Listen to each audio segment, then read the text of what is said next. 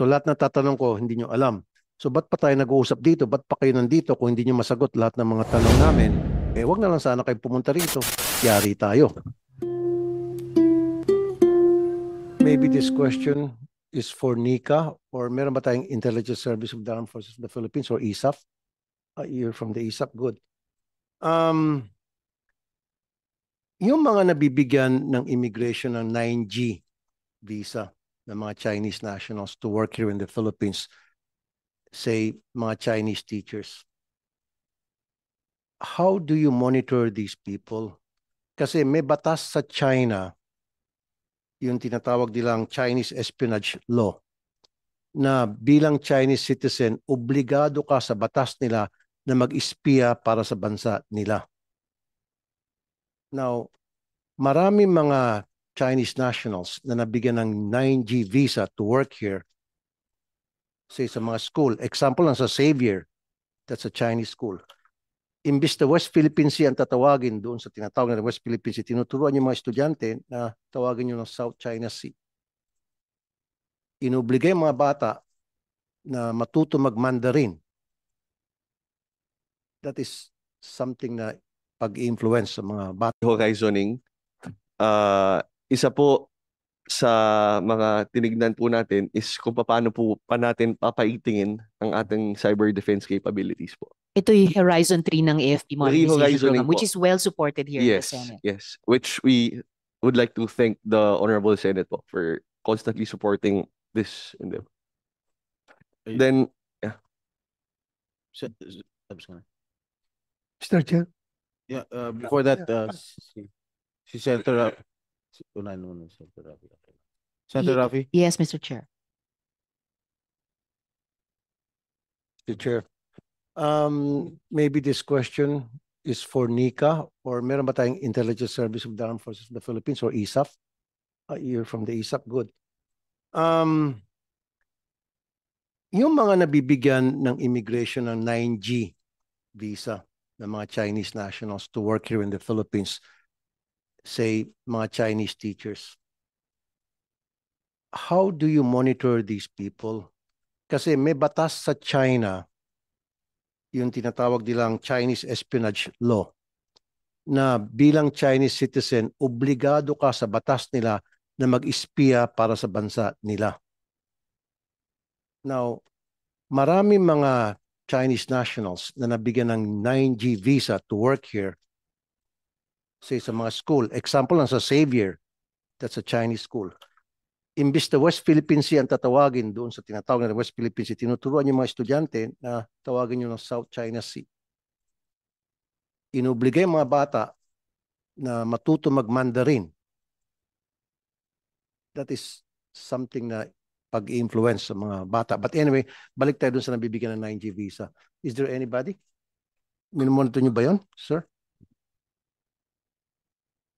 Sir, General Pasco, sir, from the office of J2. Sir, currently I am not fully aware of the 9G visas as to the elements and other, but I will research on that, sir, and will be part of our submission, sir, to the... So from now on, dapat meron kayong coordination sa Bureau of Immigration. Lahat ng mga, hindi ko nila lahat. Each and every Chinese nationals that were given 9G visa to work here, dapat meron kayong monitoring system.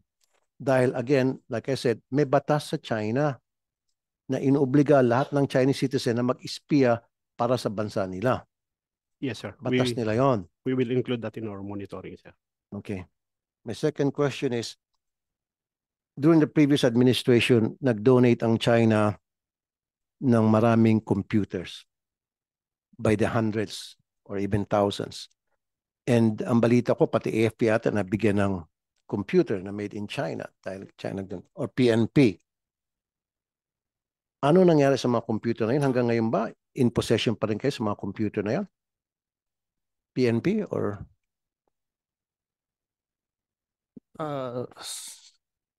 Good morning, Mr. Chair, and to the honorable senators.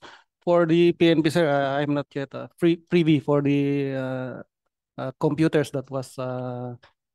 Mr. Chairman, may I just ask a procedural, with the permission of Senator Rafi Tulfo, It's sort of like a point of order. Good. Kasi I noticed, Mr. Chairman, on many of our hearings, hindi nag-attend yung heads of the departments. So many of these people cannot speak for their bosses. Exactly. Yes, these are all representatives, Mr. Chairman. Maybe you should have another hearing and send the heads of the department a show cause order where they should not be subpoenaed. Because how much do they want this bill, Mr. Chairman? Kasi puro alipores lang eh. Sana lahat yung mga those invited, they should have, we should have invited, where's the COMSEC? Should have invited the heads of the government because this is a very critical issue. With due respect to all of them, I know these guys are capable people, but this is a very important bill. We're talking about anti-intelligence gathering of different nationalities here in the Philippines. I think this is a very important measure. It needs the heads of agencies here to brief us. With due respect to everyone here. May continue. Yung DND na bigyan din ng mga computers eh. Again, di mo alam ano.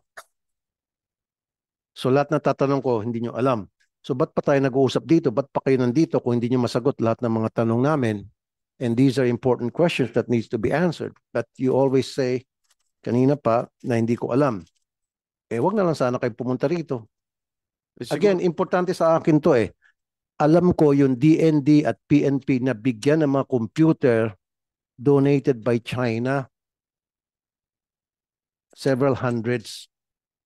Now, gusto ko lang malaman anong status ng mga computer na yon. Kasi ang alam naman siguro natin, hindi naman ako techie, hindi naman ako IT, pero yung isang computer system, pwedeng lagyan ng virus yan na later on, remote control, yung virus na yon pwedeng pagaganahin at any given time kung sino ang nagplanta ng virus na yon sa computer na yon. So what happens kung yun ay yung isa sa mga computer na may virus na ibigay sa DND? Well, may binigay sa DND pero nagkataon na ilan doon ay hawak-hawak ng DND and it so happen yung mga computer na hawak pa ng mga chief of staff ninyo. Hawak ng mga lieutenant general ninyo. You don't know? Are you not aware of these computers that were donated by China? Mr. Chair, Your Honor, I have no personal knowledge as to, I think it falls within the preview. Siguro po, administrative service po namin yung makakasagot. No. DND also accepted Mr. donation Chairman, from them. when I was Senate President, we had a briefing with the intelligence communities on this. It was admitted by then SILG, at that time, not Remulla, I think it was Abalos, that there were, and the PNP chief at that time, that there was several hundreds, tama po si Senator Raffy, na donate sa PNP and the DILG. Kaya sinabi nga namin kay Presidente, dapat iparicall yung palitan. So he directed at that time the ICT Secretary, Ivan Uy, to do so. So I do not know the status now, Mr. Chairman. Thank you to Senator Tulfo for bringing this up. Not only the PNP or DILG, also sa DND nakapag-donate by the hundreds. Yung nga sabi ko, kung yung computer na galing sa China na may virus yon controlled by China, napunta sa mga general ninyo na may sensitibong posisyon, yari tayo. Mr. Chair, Your Honor, we will include po, we'll check on it po. Then we will include po a status update in our submission po. Can you give us a report within a week to all agencies concerned, DND, the PNP, and who else? NBI? Nakatanggap din kayo ng... Mr. Chair, as far as I know, wala kami. Although most, if not all, of our computers are made in China, but these are not donated by China. Made in China, yung Dell and HP, Your Honors. Thank you, Director Lavin. Yeah, isa pa yon, made in China. So, paano nyo malaman na yung made in China ng mga computer na binili ninyo at alam ng China na kayo ang bumili sa NBI na yun po ay malagyan ng virus na later on nagamit nila para mag-espiya sa NBI? To respond, Mr. Chair, we rely on the manufacturer, yung Dell and HP. But you said meron kayong mga computers made in China. Mostly, Your Honors, kasi most of our consumer products now or goods are made in China. Oh, but there are computers that are made in Europe, made in US, or any other countries for that matter. But made in China, hindi ko sinasabi lahat ng mga produkto galing sa China ay masasama o yan ay magagamit for espionage. But what I'm saying is we have to be very careful. Dapat meron kayong ginagawang screening or vetting to ensure na yung mga computer na ginagamit ninyo dyan sa NBI na made in China ay talagang nasara ninyo, nasiguro ninyo na walang virus na itanim diyan para gamitin pag-espionage sa NBI. Thank you, Mr. Chair. We will double check on that. But our procurement process is through our bidding. Ang budget namin kinukuha yung binigay nyo sa amin sa GAA. Okay lang po sana kung sa mga ibang agency na gumamit sila made in China computers for all I care, kahit na pati mga ilaw, pati air condition made in China, no problem with me. Pero para sa mga agencies tulad ng NBI, NICA, AFP, PNP, PCG, siguro iwasan muna natin gumamit ng mga computers. No, really, seriously, na made in China. Pero any other products, pwede naman siguro. Bumili kayo ng silya na made in China, bili kayo ng aircon made in China, TV made in China, okay lang. Baski TV nga, delikado eh. Pwede kasing lagyan ng monitoring din yung television ngayon. High-tech na.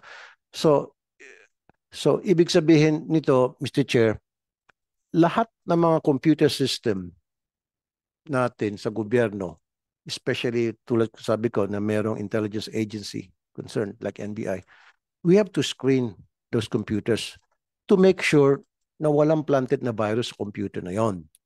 Kasi halimbawa, katulad nyo, sabi nyo, Director Lavin, di ba, bumibili halos lahat ng computer nyo galing sa China at alam ng China yon, monitored nila yon. O, NBI, parokyano natin sa mga computer to. At pwedeng tanman nyo ng virus para ma-monitor yung mga activities niyo kung ano mga pinagsasabi nyo doon sa computer niyo, pag-communication niyo sa NBI, sapul na agad kayo. So dapat na-screen nyo po yun. Do you do that kind of screening? Wala, sir.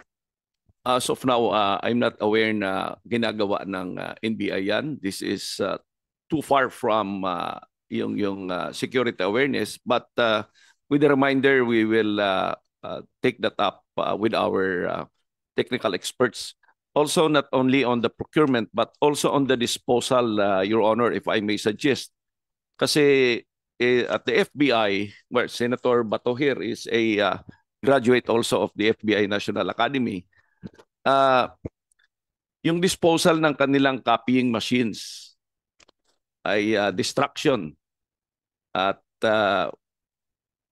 kasi they believe na pati yung computers, kasi they believe na meron itong capability to retain yung computer data. May storage ito. So distraction ang sa kanila. So we will take that up. As a matter of fact, what is allowed now is nagre-rent ang government offices doon sa mga parang reproduction companies to provide them the services. I think we should look at this in line with the thought of the good Senator Rapi. Thank you, Your Honors, Mr. Chair. Salamat, Mr. Chair. Maybe the NICA can advise all government agencies na sa law enforcement, especially sa intelligence, siguro kayo rin kasama sa trabaho niyo yon, na screen siguro properly lahat ng mga computer system na ginagamit. Tulad sa NBI, puro China, made in China pala mga computers na hindi nga donated pero binili nila made in China. At alam ng China na yun ay galing sa kanila at alam ng China na ang parokyano pala yun, NBI. So sa susunod ng procurement yun, bili kayo ng mga bagong computer, pwede nang kargahan yun. Katakot-takot na virus para ma-spian kayo, di ba sir? So yun lang po ang advice ko. And Nika? Thank you, sir. On the part po of Nika, sir, very strict po kami in terms of procuring computers, and we have a dedicated unit po that conducts screening of the computers, and regular po ang check-up nila dyan kasi we are very much aware na marami pong cyber attacks ngayon. And this is also in compliance po with the recently issued executive order 54 that mandates NICA to create a directorate for cyber. And kung hindi ho ako nagkakamali, yung cyber namin is in coordination with different government agencies para po sa close monitoring of this how these cyber attacks are being conducted. And that includes po yung mga screening po ng computers, both sa software and hardware po. Okay, last na naman, Mr. Chair. Last na, ang apat palang tanong ko eh.